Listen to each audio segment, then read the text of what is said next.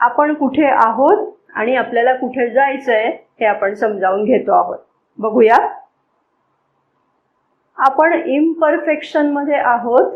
आपल्याला परफेक्शन कडे जायचं आहे, म्हणजे पूर्णत्वाकडे वाटचाल करायची आहे.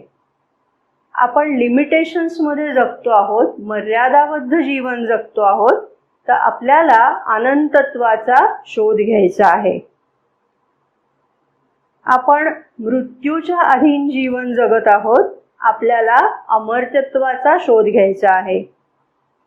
आत्ताच्या या जीवनामध्ये आपल्याला दुःख, वेदना, यातना अशा अनुभवायला येत आहेत.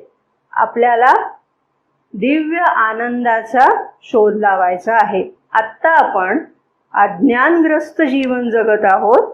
आपल्याला दिव्य आत्मज्ञान प्राप्त करून घ्यायचं आहे. आत्ता आपण जडभौतिकामध्ये जीवन जगतो आहोत. आपल्याला आत्म्याचा शोध घ्यायचा आहे.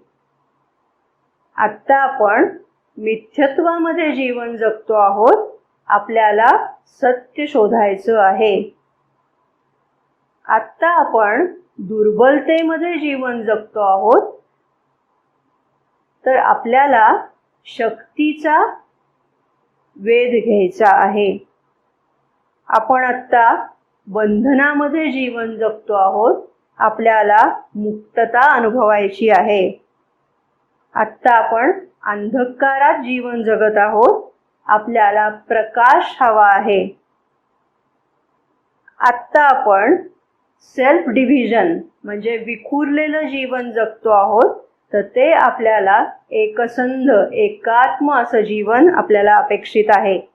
आत्ता आपण मायेमध्ये जीवन जगतो आहोत. आपल्याला ब्रह्म प्राप्त करून घ्यायचं आहे. तेव्हा हे सगळं जे काही आहे ते म्हणजे आपण एक प्रकारे ऑर्डिनरी कॉन्शियसनेस मध्ये आहोत. तिथून आपल्याला स्पिरिच्युअल कॉन्शियसनेस मध्ये जायचंय.